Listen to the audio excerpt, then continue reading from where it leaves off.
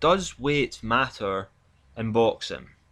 A lot of people argue when they're talking about heavyweights that weight does not matter at all. Now, it's very obvious that weight does matter in boxing because weight itself, boxing is split up into weight categories. So clearly, weight is one of the most important aspects of boxing. And as it's progressed, as boxing's progressed through the years, there's been an increase in weight categories because people are realizing how important it is. People are realizing it's more and more important as time goes on, so they're creating more weight categories to make it more equal. Because in order for it to be equal, they need to be the same weight. But with heavyweight boxing as well, it was originally £170. It went up to £175 starting weight. I then think it went up to 185. Then Now it's £200 today, and people are even talking about creating a version, but £200, £215, just to make it a bit more fairer. Because right now you've got guys that coming out of cruiserweight, and they bulk up usually to about £215, because that's what they usually fight at a cruiserweight, and they're fighting guys that are weighing £250. It's just they're fighting against a massive disadvantage. Steve Cunningham is a very good example. He was a very good cruiserweight, but he stepped up to heavyweight now. He's never scored any real knockouts. He's having a hell of a hard time. It's just the way it is. Now, when you look at top level heavyweights like Muhammad Ali, Joe Frazier, Mike Tyson, Lehman Brewster, Shavers, these are the guys I'm going to give you examples as. As their opponent's weight increases, their performance decreases substantially. And I'll show you with Muhammad Ali first as an example. When Muhammad Ali fought opponents weighing £175 to £184, in between that, his KO rate was 100%. Against opponents £185 to £199, it falls to 75%. Against opponents weighing £200 to £214, it falls again to 45%. Against 215 plus pound opponents, falls to 46%, which is pretty much the same. Joe Frazier, £175 opponents to £184, 100%. To 185 to 199, 100%. Against opponents 200 to 214 pounds, it falls to 55%, and against 215 plus pound opponents, it falls to 37%. Now Ernie Shavers as well, below 200 pounds, he had a KO rate of 95%, but against opponents weighing 200 to 214 pounds, it falls quite dramatically to 80%, and against opponents 215 plus pounds, it falls even more dramatically to only 45%. Mike Tyson as well, because it affects all boxers. Doesn't matter who you are. The larger the boxer is, the harder it is to KO them because they got more of an advantage. Mike Tyson, against opponents under 200 pounds, for example, guys say Rocky Marciano fought, his KO rate was 100%. He knocked them all out. He knocked them all out very easily. You might as well have put children in there with Mike Tyson. It was that easy for him. Against opponents from 200 to 214 pounds, it falls to 91%. Against opponents 215 to 229 pounds, falls to 83%. Not a massive decrease, but a notable decrease. And then against opponents 230 plus pounds, it falls to 64%. So there's a massive difference from fighting guys under 200 pounds to 230 plus pounds for Mike Tyson. Very clearly shows there.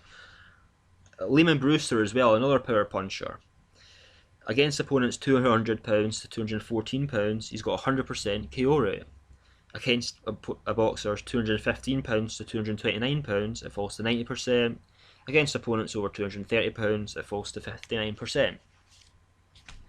So it's very clear there. The larger your opponents get, the harder it is to KO them. And it's because they got more punch resistance, because they got more weight. And it's because they got more punching power, so they can keep you away from them easier with their power because of their weight, on average. I mean, it's very clear. And I actually boxed as an amateur myself, and when you're sparring at the club, You wouldn't just spar against people with my own weight. You'd be sparring against guys a bit lighter than you, and that were massive compared to you. There was even a heavyweight in there you sometimes sparred with. There's plenty of light heavyweights. I fought a welterweight myself, and against welterweights, none of them could hurt me. They just couldn't hurt me at all. It was fine. But you went up there against a light heavyweight who had, I think, 12 kilogram advantage. So it's at but 26 pound weight advantage over me. Yeah, they could punch hard, and it was really hard to hit them and hurt them. I mean, the only time I've ever really been hurt was against these light heavyweights. I mean, even when I was actually competing in amateur boxing matches at welterweight, the only people that actually hurt me was when I was sparred against these light heavyweights. I mean, they hit you, and sometimes you've seen stars. There was a massive difference just by that 24 pound weight advantage. So weight does matter, and I know that's anecdotal evidence. But if any of yous want to test out yourself, go to a boxing gym. There's one in every single town. And do some sparring for a while, and spar against some small guys, some guys your own weight, and some guys heavier than you, and it'll be very clear to you very quickly that bigger guys have a massive advantage over you. It's harder to knock them out. They punch harder, so it's harder to go after them as well. It's obvious. I mean, it's the most obvious thing in boxing because it's split up into weight categories. It should be obvious to everybody, but everyone tries to deny it now. And the reason they try and deny it is because heavyweights are getting bigger, and they don't like the idea of the past champions from, say, the 40s, 50s, 60s not being able to compete against the modern guys. And their excuse is weight does not matter. It clearly does matter.